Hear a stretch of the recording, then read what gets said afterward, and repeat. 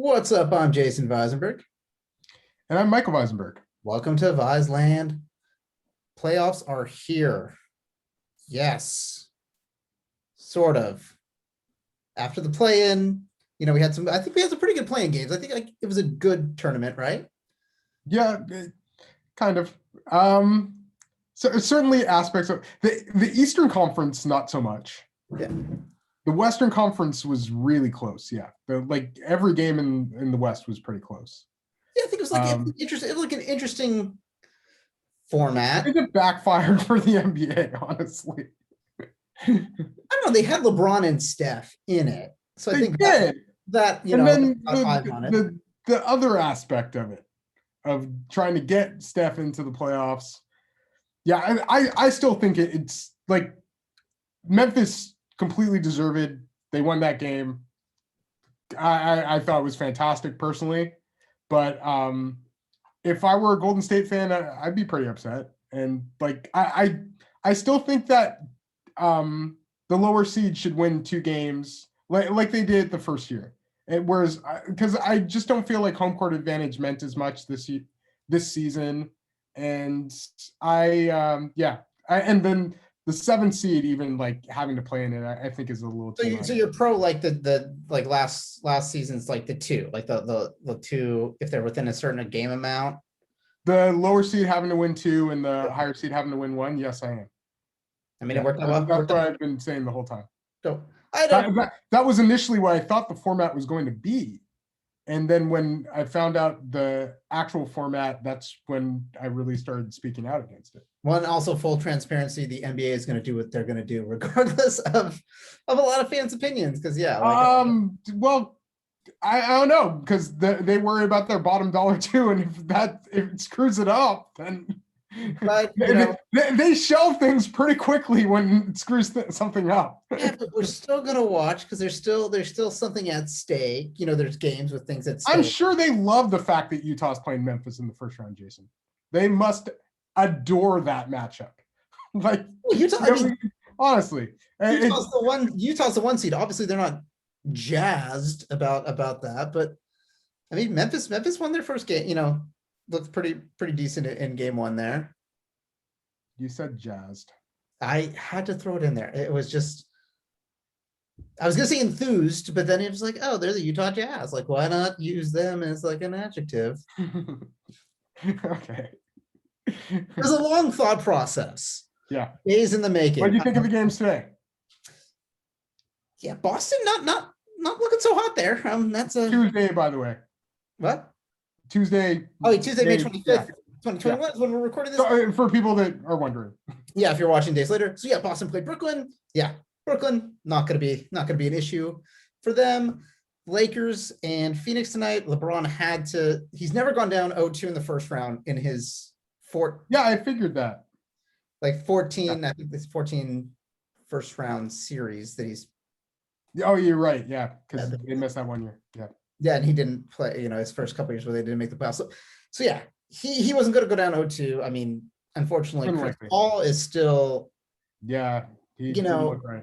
Yeah, he was creating some pick and roll action for distributing, but then it's kind of at the end of the day, it's he can't shoot. Yeah, he's probably not going to be able to. They sat him for 10 minutes at one point. 10 minutes of game time.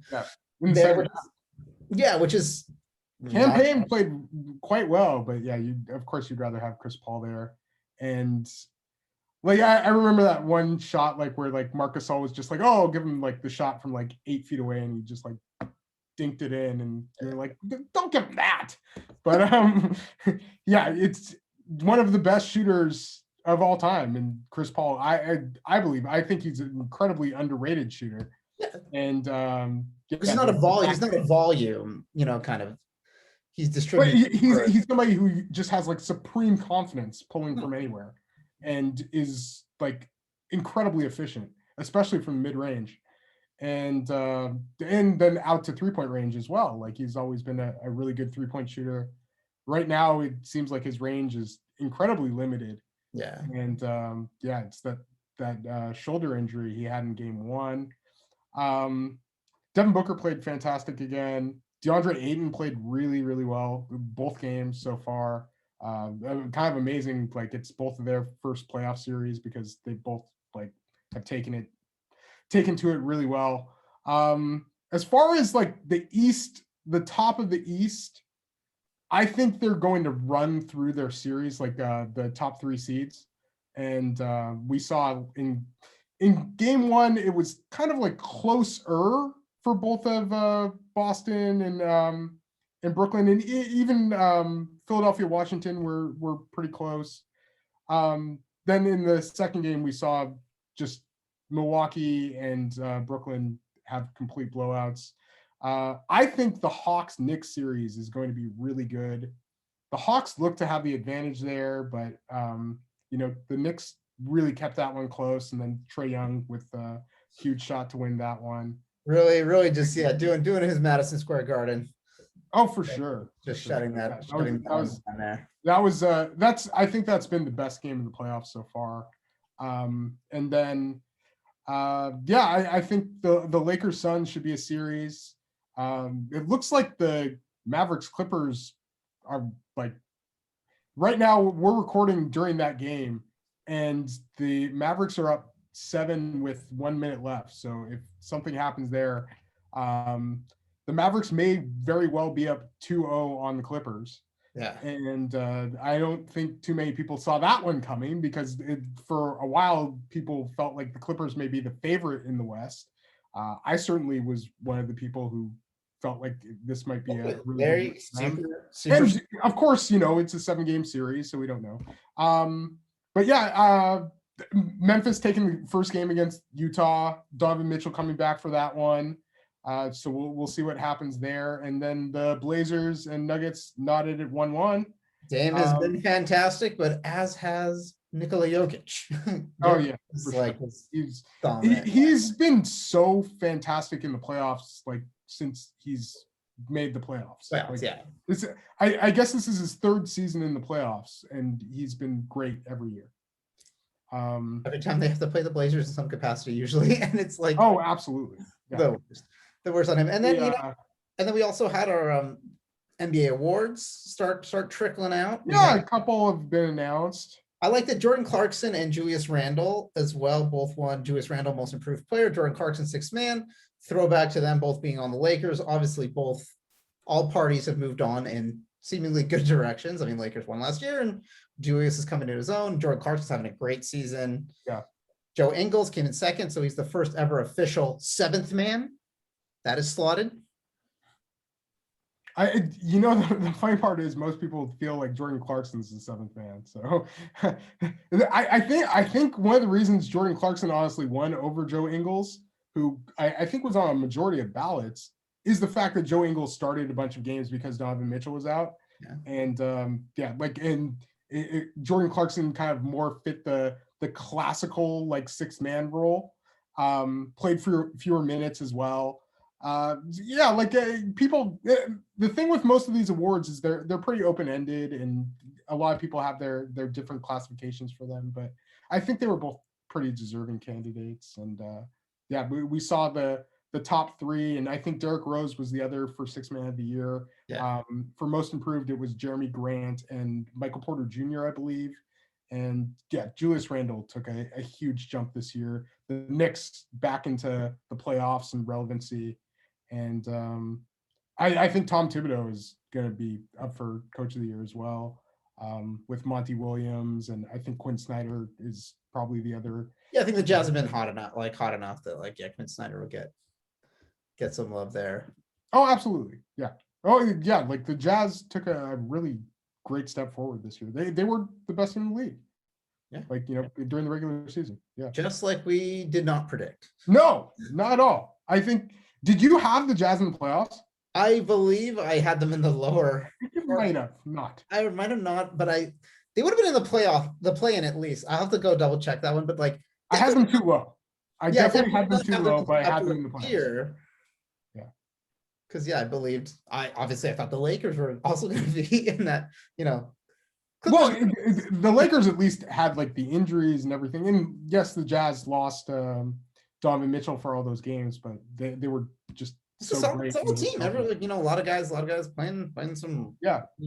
Well, in the playoffs last year, not having Bojan Bogdanovic, I think was one of the reasons that they ended up losing that first round series, where they were playing really well at times. But back to our core and our center, which is, we like to look at some of these teams. You look at some of these players. We are talking about the playoff teams, taking a look at them. And, those guys that they have on their rosters that are draft steals, that are come ups from either second round picks, or even just sometimes in the first round, there's, some guys that you classify as a steal because they were not in that tier that they should have been, ultimately based upon their Yeah. Like, obviously the draft is a process, but the results certainly lead to different rankings if you were to look at them in retrospect. And what we did is we're going over the playoff teams and their biggest draft steals. We are giving kind of like the edge to teams that drafted a player over, like, basically somebody that either signed there in free agency or was traded. And yeah, there were a few teams where that I don't think was necessarily like possible. So Yeah. we went with that. And yeah, we're just going to go over some draft steals, maybe why they were draft steals, and a little bit about their history and what they're doing now as far as their role on these teams. Boom. We'll start it off with the alphabetical order. So we're going with the Atlanta Hawks. Yes. John Collins, 2017 19th pick in the draft. Yeah. And John Collins out of Wake Forest. He was just crazy efficient as a junior. He was really good even as a freshman. But yeah, as a junior, he definitely took a nice leap forward, and especially in conference play. And he was like I think somebody that a lot of people liked, and because of like his absurd efficiency. And he very athletic, showed a little bit of shooting. Like I don't think he necessarily he took no 3-pointers. But he shot pretty well from the free throw line. Like there was certainly some upside there. He's not like the most like physically gifted guy. Like he's not super long or anything like that, but he really has vertical pop, and just was a fantastic scorer, like really great around the basket. Looked like one of those guys who could be like a 4-5 in the NBA, and that's really what he's been. And last year, 2019-20, he was, 20 and 10. Yeah. And then he was drafted 19th in 2017. And if you go over the 2017 draft right now, obviously this is just like pretty rudimentary, but he's the fourth leading scorer as far as points per game among that draft, and the leading rebounder. And this doesn't take into account like minutes played and everything like that, but nonetheless, he is a player who definitely should have been drafted quite a bit higher than he was. And I think if you did this was a fantastic draft, but if you did a redraft, like John Collins would certainly be higher.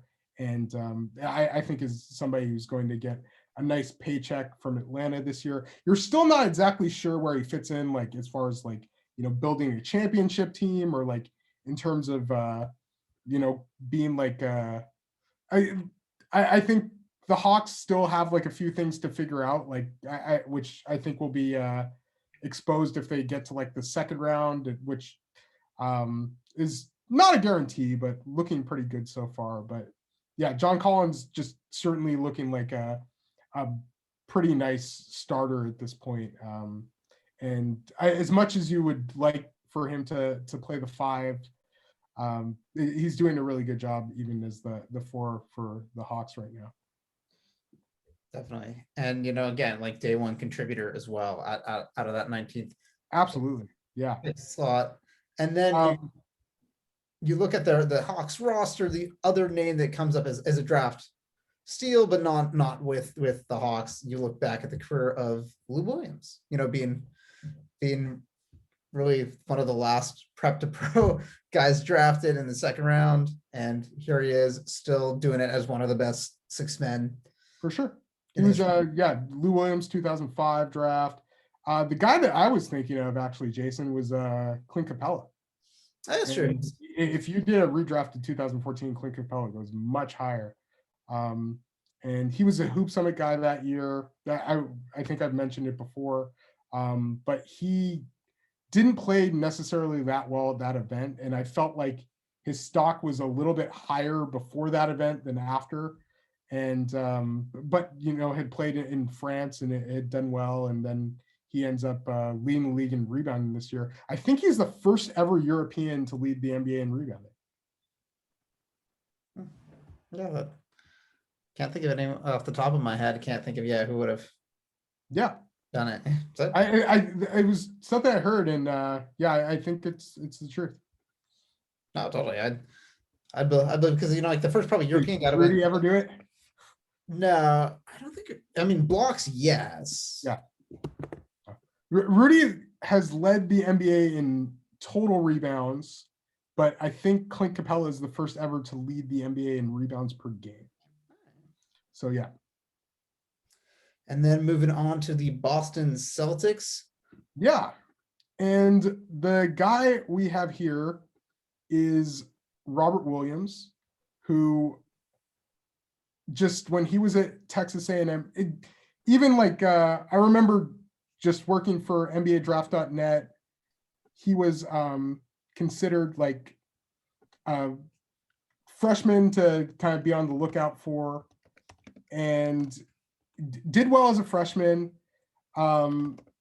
He didn't do like quite as well, like just statistically, as a sophomore. And I think that kind of like hurt his draft stock a little bit. There were a few like off-court issues and kind of like personality things I feel that might have led to him going a little bit lower as well, like just some rumored things. And then of course we remember him being Time Lord and like missing his flight to go to Summer League and like all of those things that happened early on in his career. But it seems like he has really found his way, and in his, I guess it would be not, he's definitely played playoff games, but he had a fantastic game 1 against Brooklyn where he recorded 11 points, 9 rebounds, 9 block shots. Yeah, he was blocking. And that's the thing with Robert Williams is like just the crazy athleticism. He has that like 7'4" and a bit wingspan, I think. But he or might even be longer. Like and it was a Celtics playoff record because during Bill Russell's era they didn't keep track of lots of statistics. So I mean, who knows? Since the merger, let's say since the merger. Since the merger, but official statistical records being kept. Yeah, Williams has that record for the Celtics. And he was drafted in 2018. I think he was at least like, if you were to do a redraft of 2018, which was also a fantastic draft, Robert Williams likely goes at least a bit higher. And it seems like he's turning into like a real, like a go-to big man option for the Celtics, and at least a really good piece, like in terms of having in your big rotation because of his rim protection, his rebounding ability, and him being a lob threat. Yeah, just being a tough, kind of gritty, big. Like that's the key. Yeah, for a lot really strong as well. For a lot of those, like I feel like Boston too. Like even before, like with Tice, they've never had like graceful centers. It's always just been more of like a big person to just kind of like shove around in the post. And then anybody else on Boston that taking some real strides. Anyone else on Boston you think also is kind of a steal, and I'm not going to name names, but I'll name names. Now, hopefully Peyton Pritchard has a 26 pick. Hopefully he can. We did stay away from rookies in this, so totally. We hope in years to come he could prove everybody. But other than that, Celtics, like it's a lot of pretty highly. Yeah, they actually have quite a few like pretty high picks. Yeah, I think Robert Williams is the one that really stands out on this roster. Definitely. And then moving on to Brooklyn, that again is a At least so far. fairly star-studded roster when you start looking at Brooklyn, but there is one name that kind of stands out, and you look at him, and he is one of those guys that is on the court with, KD and Kyrie. Started 65 games. We're talking Joe Harris, 33rd pick, Cleveland Cavaliers in the 2014 draft. Yeah. So obviously the top three guys for the Brooklyn Nets are a former number 1 pick, a former number 2 pick, and a former number 3 pick. And they also have another 1 pick on the roster. Yeah.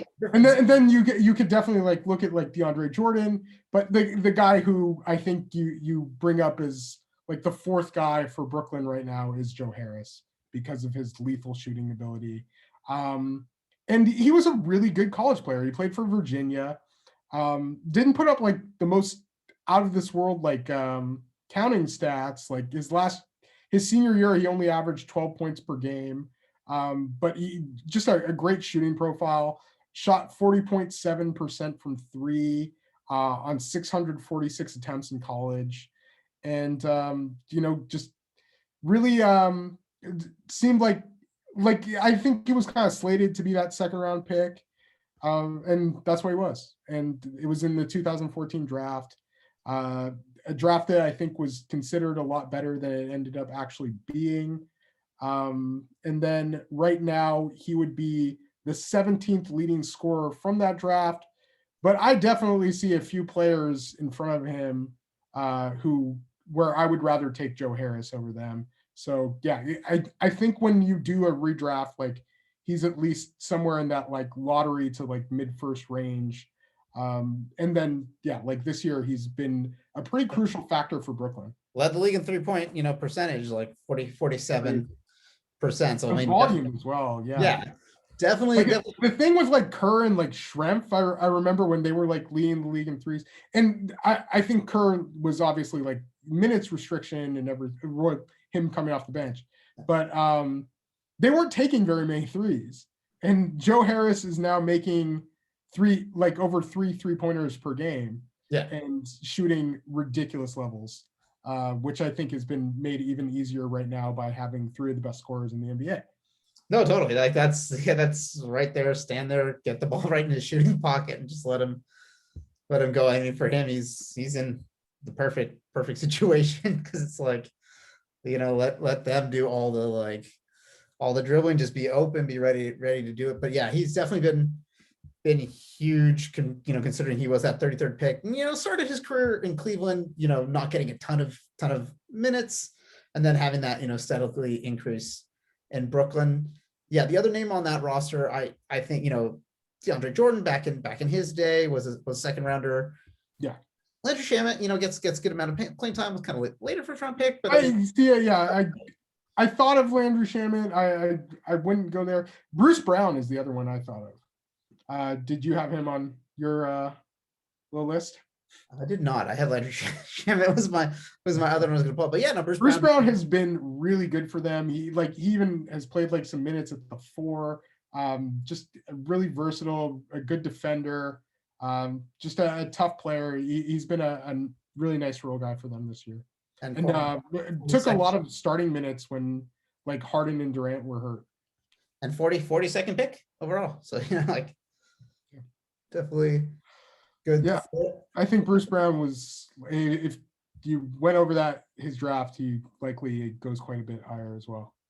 And then we move on to Dallas. We've talked about this with our, college award winners. We got Jalen Brunson coming in 2nd round, 33rd overall pick, 2018 draft. And that is, he's, as we discussed, in previous episodes, talking about those college award winners and how they fared in the NBA. Yeah, he's harkening out a spot. Yeah, I think he's definitely took a great stride this year. Played more minutes, of course, but yeah, I think he looks really comfortable out there. Had his best 3-point shooting season. Still doesn't take a ton, but not the biggest volume. But yeah, he also averages 3 assists to every 1 turnover pretty much. A guy with Rick Carlisle, he's going to be playing guards with a player like Luka Doncic, and I think Jalen Brunson fits in there really, really well. I believe he was hurt last year during the playoff run as well. So yeah, it's really good to have him back. And I thought he played just a fantastic role for Dallas this year. As the Mavericks, who were supposed to be way worse than the year before, are now up 2-0 officially on the Los Angeles Clippers in the first round of the playoffs, and they sweep on the road. So yeah, wild. Obviously a 7-game series, but nonetheless. Yeah, come back direction. Yeah, up 2-0. And how Jalen Brunson do? He had 9 points tonight, 3 assists, 3 rebounds, almost around his season averages, a little under as far as scoring. But yeah, he is somebody that I just always loved, like lefty. I always thought he was kind of like a really crafty passer as well. Can create a bit off the bounce and get his own shot off pull-ups. A player that I always really enjoyed, and had a great won 2 championships with Villanova. Was NCAA Player of the Year as well. Yeah, and he just I'm really glad to see that he has carved out a nice role with the Mavericks so far. He was the 33rd pick in the 2018 NBA draft. So the Mavericks got a couple winners. And you could say that the biggest steal for Dallas might have been number 3. They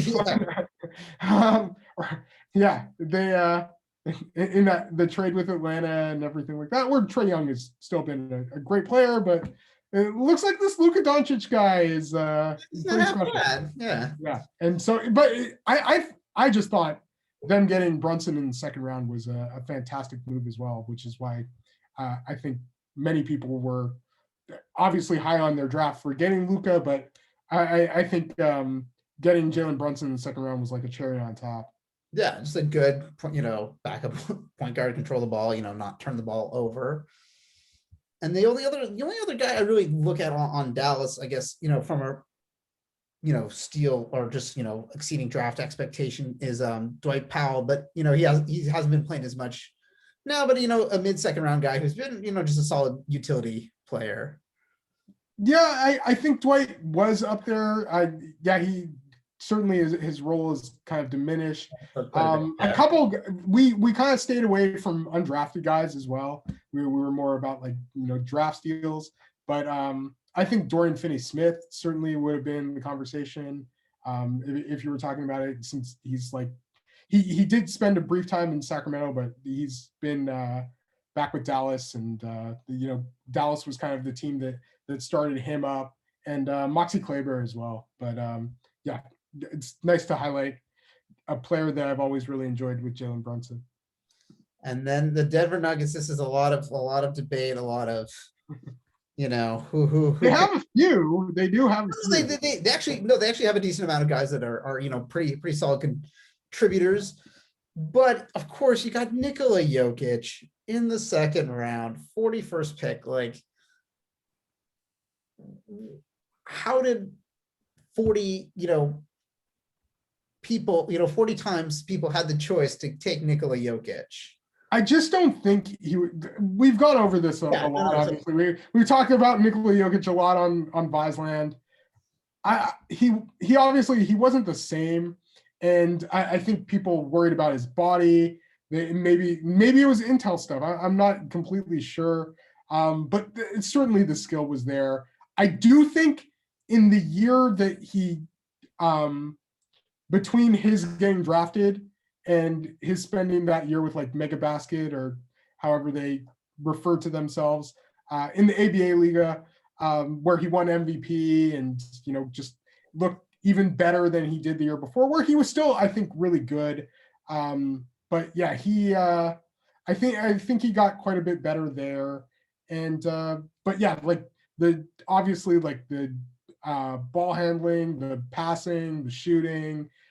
Like his touch is unreal. Like he's one of the best shooting centers of all time. I feel one of the best passing centers, maybe the best. I certainly think he's the best. Yeah, as far as like overall handle of like passing and vision, no contest. Yeah, he's been like one of the best players in the league for the past 3 seasons at least.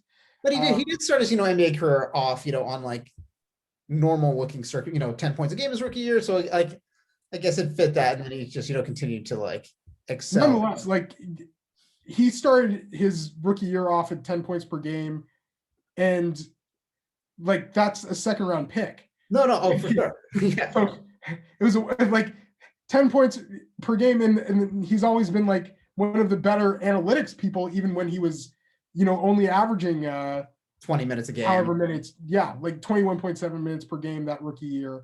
Been an analytics darling that entire time because of his otherworldly passing ability and his efficiency. And then I guess he's like the first European player ever to win ABA Liga MVP and soon to be NBA MVP. So yeah, it's just been a pretty amazing journey for Nikola Jokic. But yeah, like obviously I think Michael Porter Jr. is looking like a really nice draft steal for them. As much as we'd hope Bull would be, certainly that hasn't come to fruition yet. And then Will Barton certainly is somebody just to mention as far as somebody who was drafted in the second round and ended up being a really quality starter for a couple different teams. Well, and obviously historically Paul Millsap in his day as well. But that was an oversight by me as well. And I'd say like as a homegrown one from Denver is Monte Morris. That's a great one too. And I thought of Monte earlier. 51st pick, right? Yeah, 51st pick by Denver 2017. And Denver they have drafted so well. Like just absolute props to their front office because they found some real gems. Yeah, and just Monte Morris was a great pick, but yeah, Jokic obviously is like the second round guy you talk about right now. Oh, for sure. As far as like, we can draft like a superstar in the second round. Doesn't happen often, and there aren't a lot of Nikola Jokic's out there. In fact, there are none.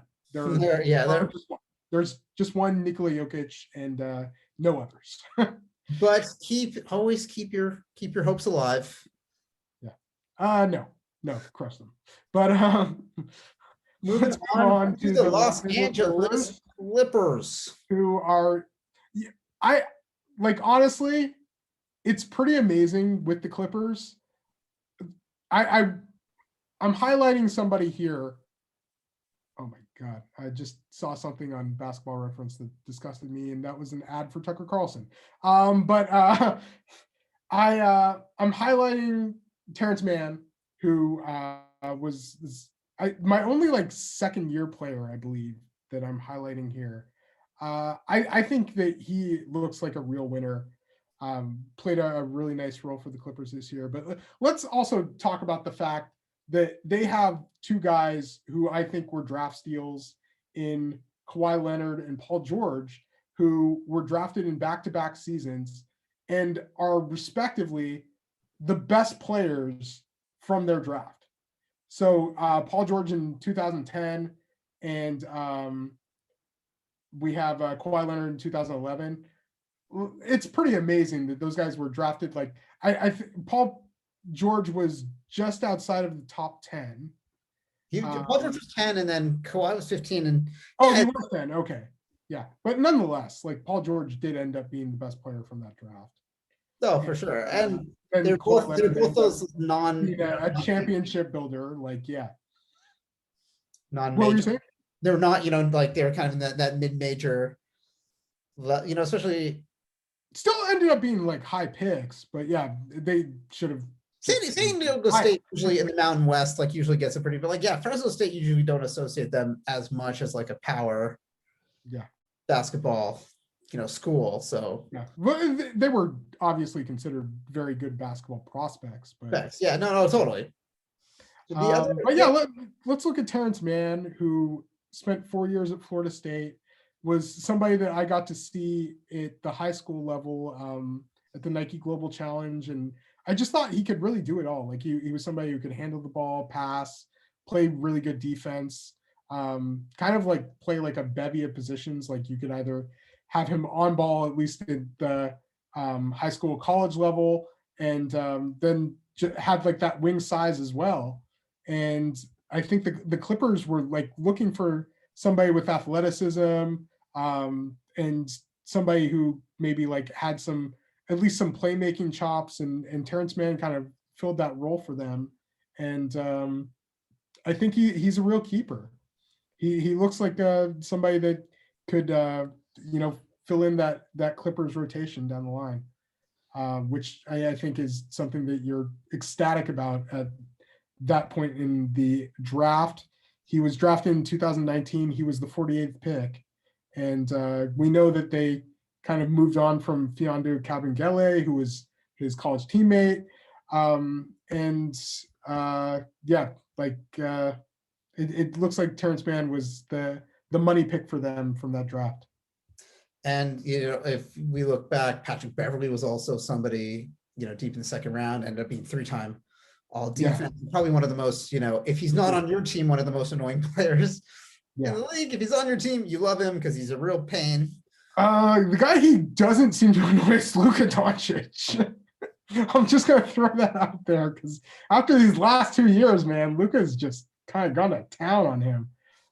So yeah, I know they said they were going to put Kawhi Leonard on him a little bit more, but I was watching Luka guarding and being guarded by Patrick Beverley, and it's just like, it's unfair, dude. I mean, hey, they're going to do it. And then Ivica Zubac also was a second round. Yeah. Zubac was a really good pick too. And he had potential with the Lakers. Like when he was on the Lakers, people liked his. He's a good center. He's a good center. Yeah. The player so he's from Bosnia and Herzegovina. He was born, but he played for Croatia, and he played with a guy who ended up going in the first round, and that was Ante Zizic. And Zubac has kind of had more of staying power after Zizic, I think, got a little bit more of the hype. And then moving on to his former team, the Lakers. Kuzma. First pick of the Brooklyn Nets, the 27th overall pick, but obviously traded his way to the Lakers. And he was part of the D'Angelo Russell and Brook Lopez trade for with Mozgov and D'Angelo Russell going to the Nets and Brook Lopez and a pick going to the Los Angeles Lakers. And that pick ended up being Kyle Kuzma. And I think people were pretty stoked on him early on. He was really good at Utah. Like he had a nice 3 years there. By his junior year, like was quite good. I think you worried a bit about his shooting. It wasn't a great free throw shooter, and like I think that his highest season in college, he was at 32.4% as a freshman, was at 32.1, career 30.2 3-point shooter.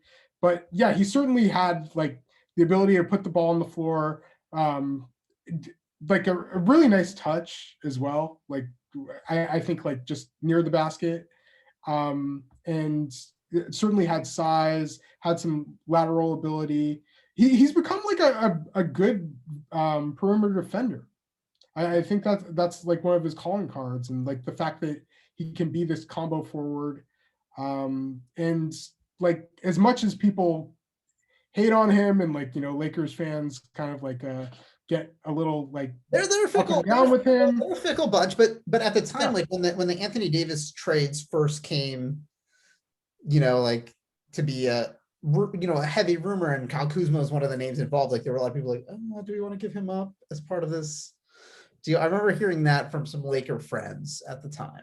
Well, I think they ended up winning by keeping Kyle Kuzma contract wise. Yeah. And like we see that Brandon Ingram just signed like a max contract, and there was no way that he was going to sign a max with the Lakers with LeBron James and Anthony Davis in the fold. But yeah, Kyle Kuzma like just plays that bench role. I'm just trying to see, like, as far as playoffs last year, he was their fourth leading scorer. You probably wouldn't say he was their fourth best player, but he was at least like in the rotation, and he's somebody that they've come to rely upon for minutes. And yeah, like that, he was a fantastic pick for them. It was really good on them. One of the places he really blew up was at the NBA Draft Combine. He has a fantastic game in one of the scrimmages at the Combine, and I think like sits out because he knows he's going to be a first round pick. Was a kind of like slotted. He had a pretty like wide draft range. Some people thought he might even go like mid first, but ends up being late first. And I think is one of the reasons the D'Angelo Russell trade initially was not like seen as being like something that they got completely killed on, especially once like Brook Lopez kind of moves on. And the other guys on the Lakers, Montrezl Harrell being a second round pick, that early part of that second round. And especially like considering if he would have left the year before, he might have been like a lottery pick. And then Taylor Horton-Tucker, he's been getting a lot of love. Yeah. Taylor Horton-Tucker is somebody that I thought about as mentioning here too, and had a really great second year, looking like a rotation piece for them. Yeah. So yeah, I thought that was a great pick at the time, and it's looking really good for the Lakers as well.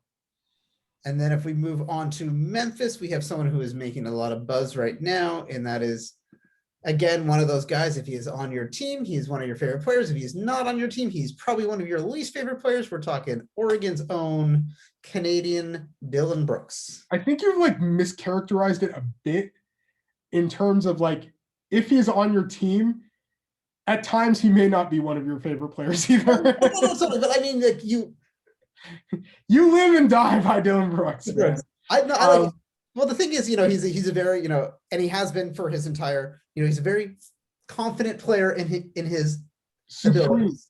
Supreme confident. And so, yeah.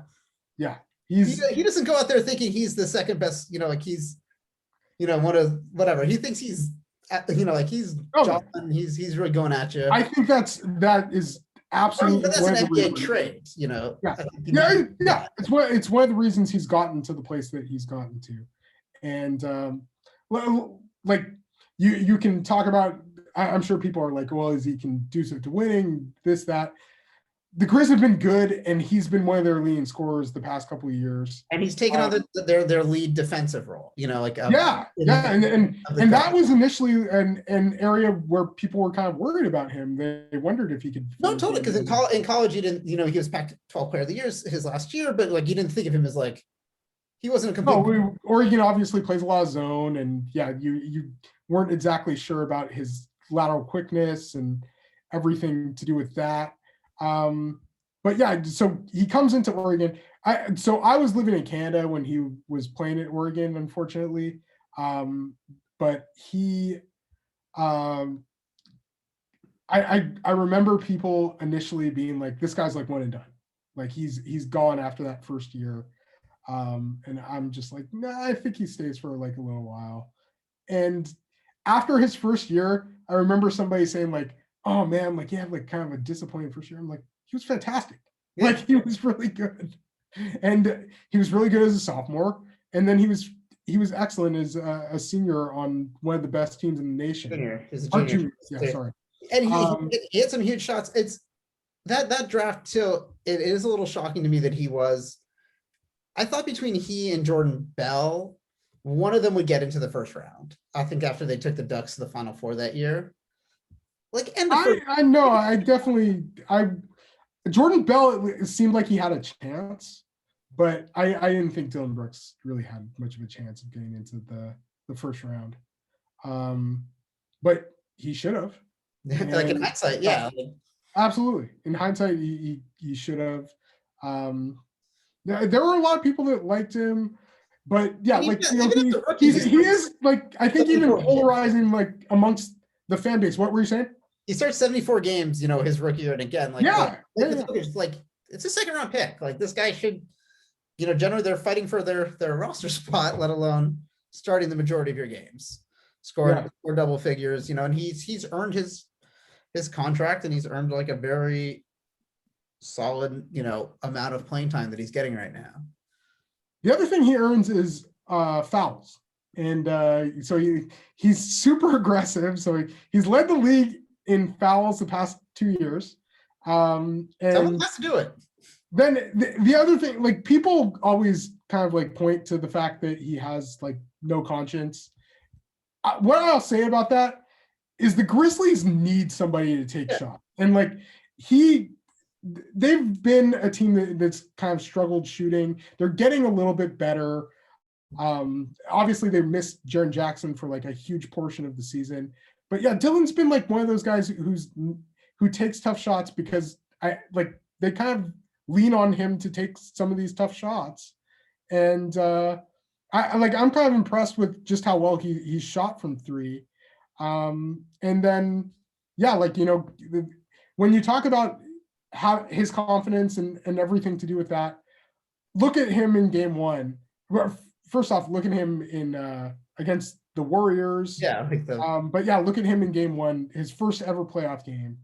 And the guy is like rearing to go, drops 31, and Charles Barkley doesn't know he's from Canada. He doesn't even know. He plays so well, Charles Barkley doesn't even know where he's from. Exactly. Well, he could have played poorly and Charles Barkley wouldn't have known from either. But luckily he did not.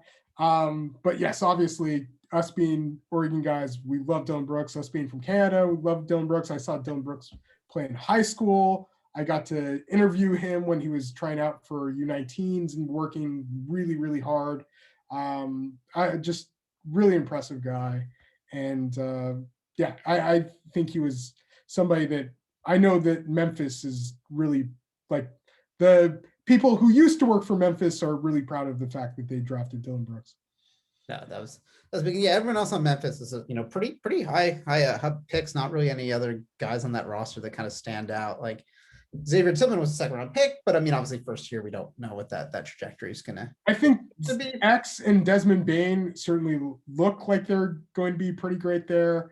I think Kyle Anderson was 30th pick, and again, like he had his slow-mo, like he always had those nicknames. It's like, hey, he's been in the league, he plays. And I know he's kind of fallen out of. It seems like he's fallen out of the rotation, but I think Brandon Clark is going to be somebody that is quite a steal as well. But yeah, it's nice to highlight Dillon Brooks, and I think the Grizzlies have certainly drafted well, and I think are like ahead of schedule as far as making the playoffs and taking advantage of the play-in tournament to make it. Make it there, and then hey, took a good one. And then last year's defending Eastern Conference champion, Miami Heat. Yes, and the guy that I will point to for the Miami Heat is somebody who went pretty high in the draft, but should have gone even higher, and that was Bam Adebayo. And I was way too low on Bam. Like I don't know what it was. But yeah, I for whatever reason, I'm sure I had Bam even lower than where Miami ended up drafting him. He has turned into a fantastic NBA player, one of the best bigs in the NBA, somebody that you can run offense through, one of the most switchable big men out there. So yeah, just a fantastic player on both ends of the floor. Always like stood out, was a really good athlete. I guess I was worried about his lateral quickness. I shouldn't have been as much, or I shouldn't have been at all. That's turned into a huge strength for him. So yeah, Bam is a player that definitely has made me think a lot in terms of my evaluation. And just props to Miami for seeing the vision with him. And he's just been great these past couple years for them. And then had an immediate impact as soon as he came into the NBA as well. And then like some other guys, like none of them were homegrown Miami, but you got Goran Dragic, was For that sure. 45th second round. You got Jimmy Butler as well. You think of that as the 30th. Most definitely. You're definitely not thinking that right now. And then the other name that's on this list is, that's carved out a pretty solid career kind of towards the end point is Trevor Ariza. He was a 43rd overall pick. He was only Sure. kind of left UCLA, probably not in the best circumstance. I think they didn't renew his scholarship as well. Like he didn't leave just because he was going to go to the NBA. Also like that, and so that made him slip, and he carved out a very, very solid career as a good defender. And on that Lakers championship year that he was on, a solid defender and shooter. So like getting that 3-and-D. Mm-hmm. And one extra thing I'll say about Bam, like if you were to do a redraft of 2017, Bam is like a top 5 guy. So that's why we have him as a steal, even as a lottery pick. Yeah, because it's like, and yeah, like Bam, honestly, like you probably like it's Tatum, Mitchell, Bam in some order, and yeah. Fox, I'm sure gets thrown around there as well. But yeah, it's those. It's that first, that first 4 guys that really stand out so far. First tier, and then the Milwaukee Bucks. We got another person in that similar situation to Bam, but you take that up a couple notches, and we're talking Giannis Antetokounmpo, 15th pick. Yeah. The reason I went with Giannis is his being drafted by Milwaukee.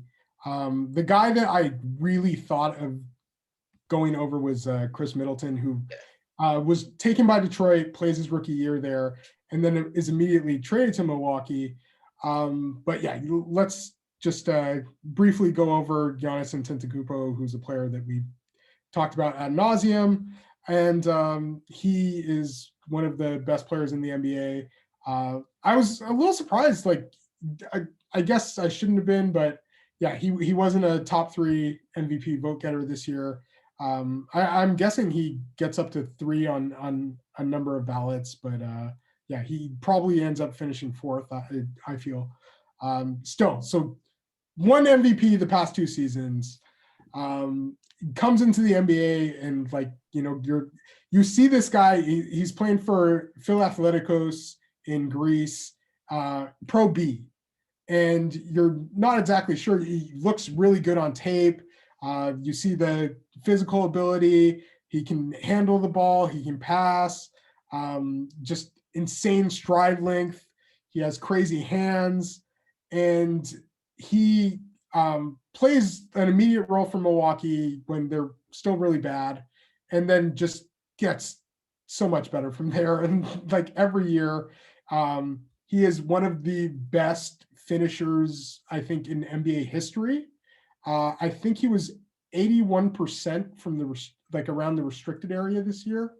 So yeah, he's somebody that can pretty much score at the rim at will. You worry about his shooting and everything like that, but it's hasn't stopped him from being one of like the 5 best players in the NBA for the past 3 years. So yeah, Giannis, very special player, looking like an all-timer. And I think he could retire right now and be a Hall of Famer, but we're hoping that he stays around and ends up being one of the better players in NBA history. And gets that like finals run that he. Yeah. Well, Milwaukee led Milwaukee to the best record in the NBA for the past 2 seasons. And then this year they finished 3rd in the Eastern Conference, but they were kind of trying some new things out, and they dealt with some injuries as well. So yeah, in terms of Chris Middleton, he's become like this archetype of the kind of like 3-and-D, but like can do a lot more than that kind of wing. In terms of like his being just a dead-eye like pull-up shooter, and he's kind of like when they're looking for shots at the end of the game, like he's somebody that they can really go to. I know that his last season at A&M, he only shoots 26% from 3. And I think that might have been a reason that he fell. was on the NBA radar for like his last couple of years at Texas A&M, and he doesn't play a ton with Detroit. At least doesn't get a ton of minutes, but then goes to Milwaukee. It starts most of the games that second year and kind of doesn't look back. And amazing to me this year, like he was having, I think like his best season this year. And he had made the All-Star team the 2 years previous, but doesn't make it this year. Showing that the East certainly had a little more depth than usual, but yeah, it's when you think of Milwaukee, you think of Giannis and Chris Middleton, and they were both like absolute draft steals. Oh, for sure. And the two guys running their team. Yeah. Then we move on to a team that has bounced this year. We got the New York Knicks. Mitchell Robinson, 2018, 36th overall pick. Someone that came in and really made an immediate shot blocking impact on that team. His first year, he comes in 2.4 blocks a game. Definitely someone that's got a lot of length and, still getting, decent playing time. Doesn't look like he played a ton of games this year, but, last year he was. Yeah, he got hurt. Getting 23-ish minutes a game. Yeah, he fractured his foot. I haven't loved what the Knicks did in terms of like building with like Mitchell in mind. But he is somebody that, so he went to Chalmette High School in Louisiana. I played in Florida before that as well, and was supposed to go to Western Kentucky, never ends up. I think he spent like a week there and then left and was going to train for the NBA draft. A lot of people felt like he was like coming out of high school, he was like a lottery level talent. Some people were worried about like off-court things with Mitchell.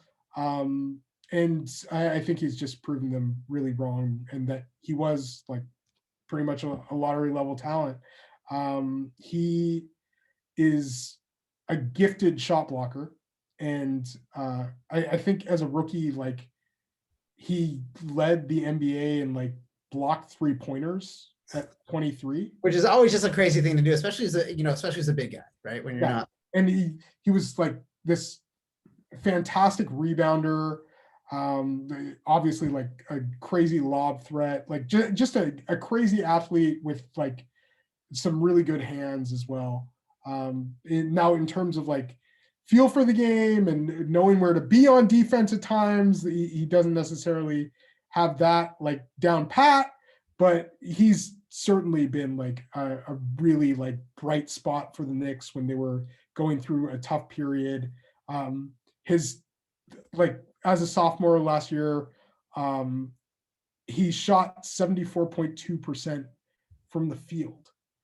On like obviously not a huge close to the rim, he's like a crazy finisher, and I just think that we're hoping that he comes back. He had fractured his foot this year and was out for a majority of the season, but he is somebody that you're just really looking forward to in the future. And I was lucky enough to be a volunteer at a Mitchell Robinson basketball camp where I just thought he was a great guy and was, so fantastic with the kids that day, and know that he was doing them all over the country as well. So Viceland is a pro Mitchell Robinson podcast, and I'm really hoping for good things for him in the future. I think he's with Clutch now also, and I'm sure that next contract is probably going to be looking pretty nice. But he was somebody that many people in the draft like felt was should have gone or like in draft Twitter community and who had watched him in high school felt he should have probably gone quite a bit higher, and it certainly seems like they were right. Yeah, and other than that on the Knicks, I mean, it's a rookie. Manuel quickly. See so far, like he has been, definitely exceeding that late first round pick. But other than that, a lot of those Knicks players are, pretty highly drafted. A lot of them. Yeah. like Taj Gibson, I think is somebody that you can maybe think about, and then yeah, it's a late first round guy who's like carved out like a niche as like a utility for sure. Guy. And then we're coming on to the Philadelphia 76ers, though. They do get a good draft steal with Shake Milton coming in at the 54 spot in 2018. Yeah, and Shake is somebody who at SMU was a pretty exciting player. Certainly like had a lot of responsibility there, was on ball quite a bit. And just like when you're talking about like ridiculous shooting profiles, he shot 42.7% from three on like pretty solid volume too. He took 445. And I think people were kind of worried about like athleticism, and I'm not exactly sure why Shake ended up going quite as low as he ended up being drafted, but he has been quite a steal so far, and has been somebody that Philadelphia has really turned to the past couple of years for a really solid role with them. Somebody who could be a spot starter at times, but mostly just somebody who provides like ability to stretch the floor off the bench and make some good decisions. Definitely. And the other name that, stands out is Danny Green as well. Absolutely. Yeah. Because you look at him, someone again, like even on his UNC team was kind of one of the, underrated guys, comes in at 46th pick and definitely has been a great shooter on 2 championship teams in a row. For sure. Maybe. And Tyrese Maxey is looking like somebody that we thought was going to be a steal and looking like that. One other thing about Shake is he was originally drafted by Dallas, but it was a draft day trade, and Dallas received Ray Spalding and Kostas Antetokounmpo, so it looked like a really good trade for Philadelphia. Yeah, that looks like a come up for the Sixers. Moving on to Phoenix, we got someone who's killing it. As we talked about earlier in the show, his first playoff, we're talking Devin Booker, that 13th pick. Because again, he's one of those players that, the end of the lottery where really he's, one of the top guys in that class. Yeah. And I think people now would even argue like between Devin Booker and like, say like Karl Anthony Towns, it's pretty close. Obviously, like the recent success of Devin Booker probably is one of the reasons it's leaning towards him. But yeah, it looks like those two guys who were college teammates at Kentucky when they had the platoon system, and the fact that like both of those guys like played like limited minutes and were just so crazy efficient, and then end up being like such crazy good NBA players. And they lost one game that season, which was in the Final Four. Yeah. Like that was the game you're not supposed to lose. Yeah. So yeah, they lose that one game, but yeah, Devin Booker is, he was a Ryan McDonough pick, I think, and I think he's like the Ryan McDonough pick as far as his tenure in Phoenix. That was just a pick that they really knocked out of the park. And he also had 70-point game in a loss. Yeah. But he's just a score. He's just someone like he's a score. He can really shoot. Like in college, he shot over 50%. And I think people were just surprised once he reached the NBA, because he didn't necessarily like show like the on ball game that he ends up showing once he gets to Phoenix. And yes, like they're a straight up like bad team his first few years there, and people are like, oh, is he a winner, or is he like a guy you can build a winning team around? And I think towards the end of last season, you saw that they started winning a lot of games, and he was obviously the catalyst for that. Yeah, the answer is yes. Yeah, and then this year, second best record in the NBA. He is certainly a winner, and he is somebody that I think under the right circumstances is going to help you at least stay in a lot of games and possibly win games.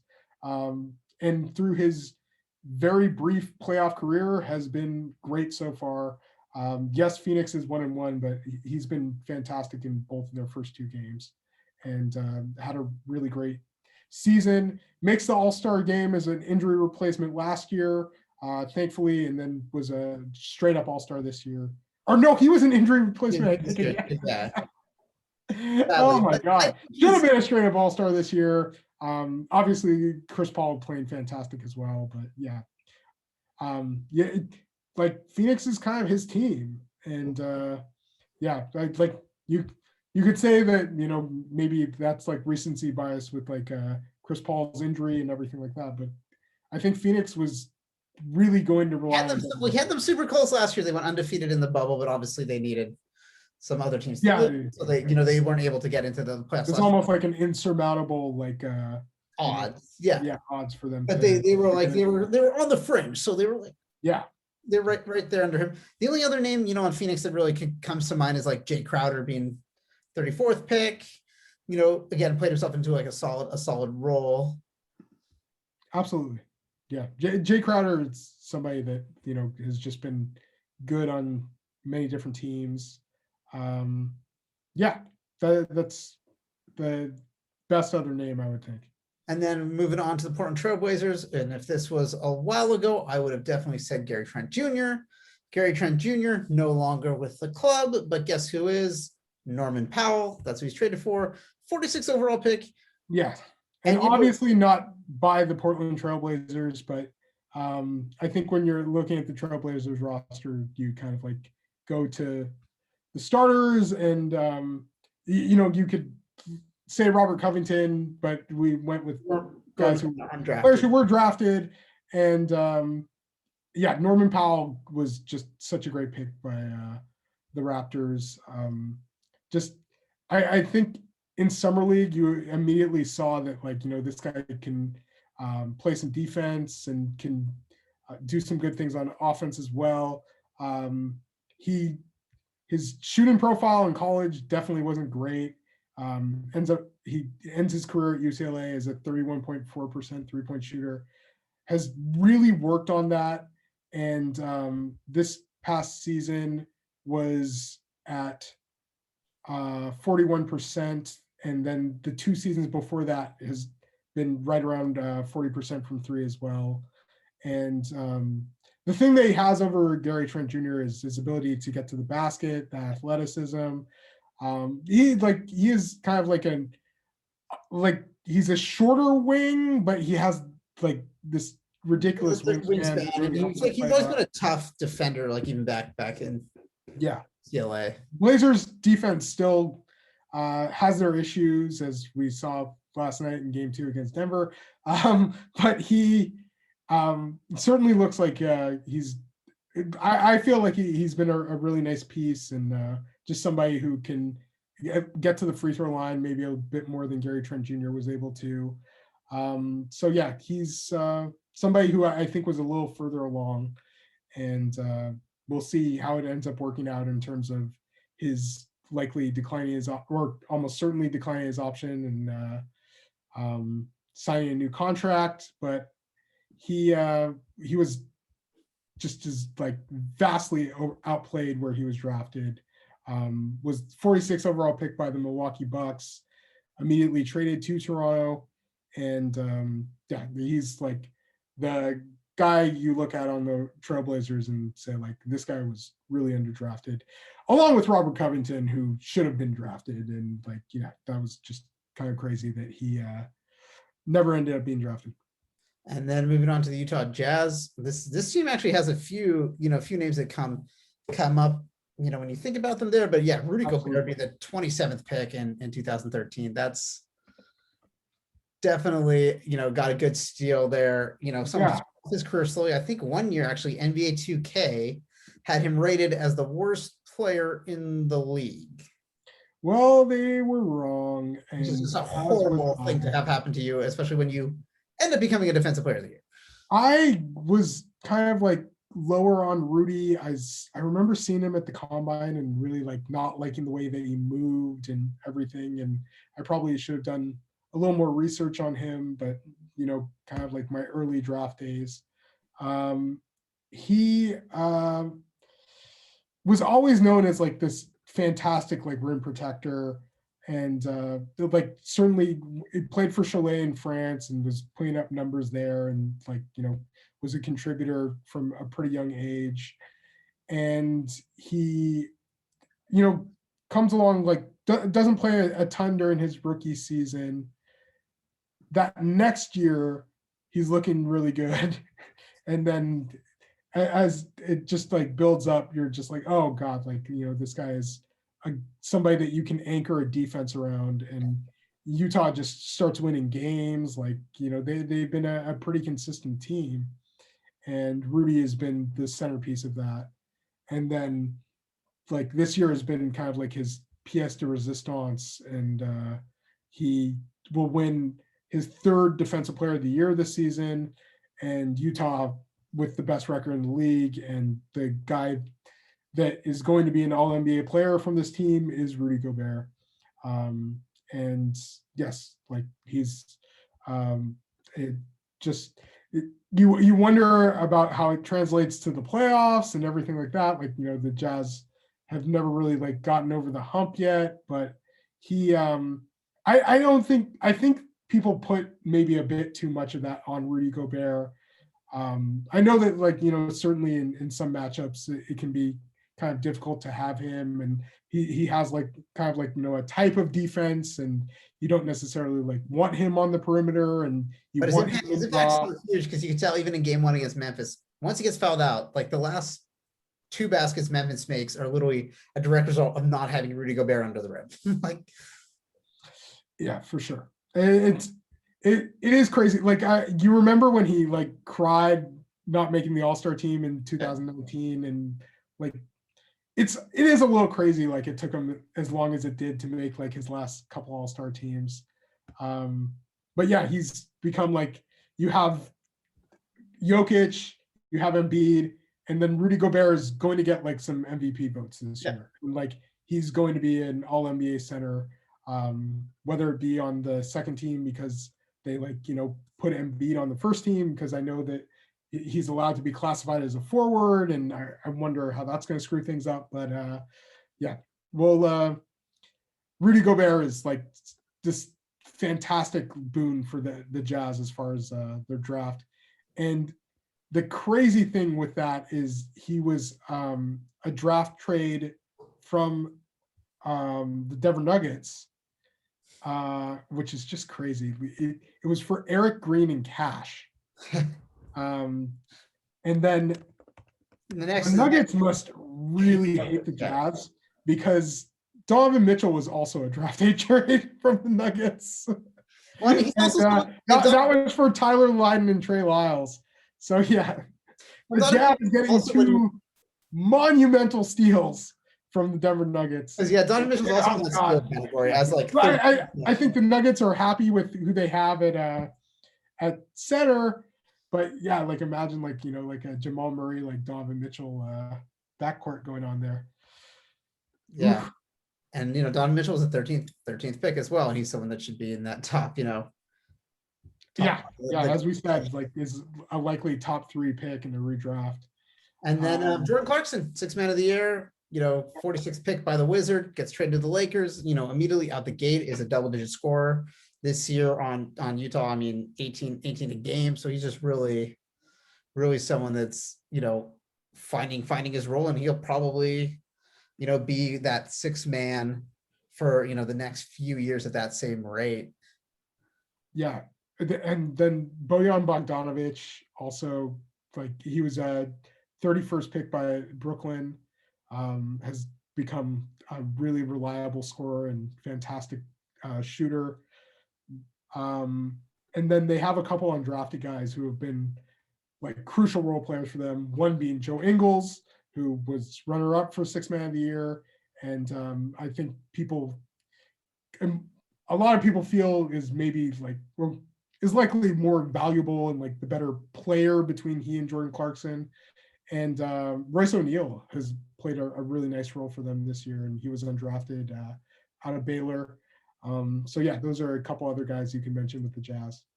And then moving on, we got the Washington Wizards. Indeed. Definitely a team, you kind of almost forget they made it in through the plan. And obviously they're the only team last year from the East that was invited to the bubbles that literally had no chance of making the playoffs. Yeah.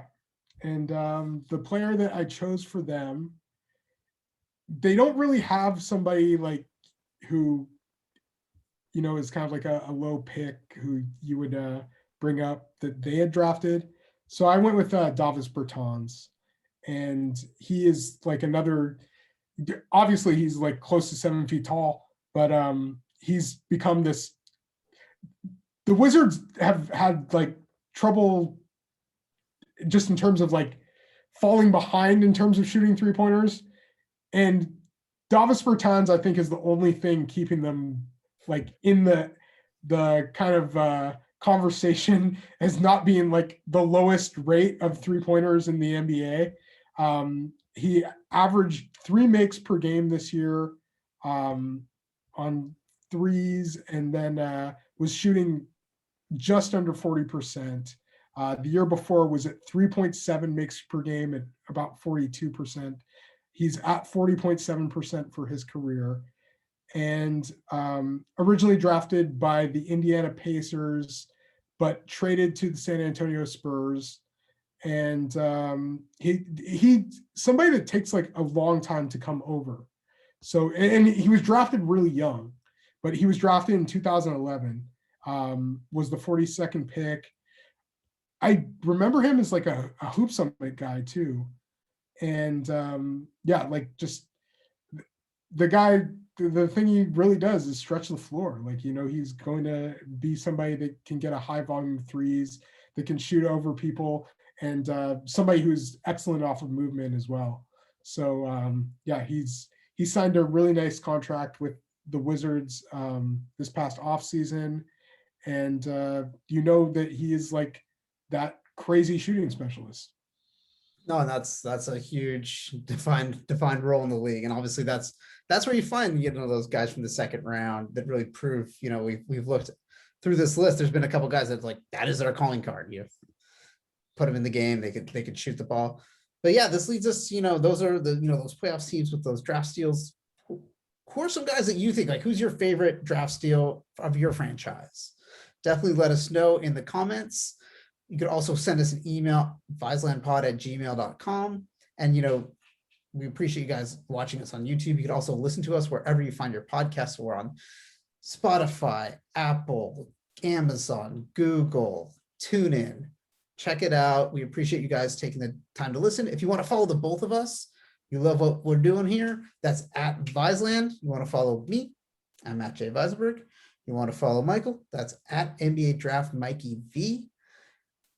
Got new episodes coming every Wednesday, so definitely come check it out. And we are excited to talk more playoffs, but we are also getting closer and closer every day to the draft.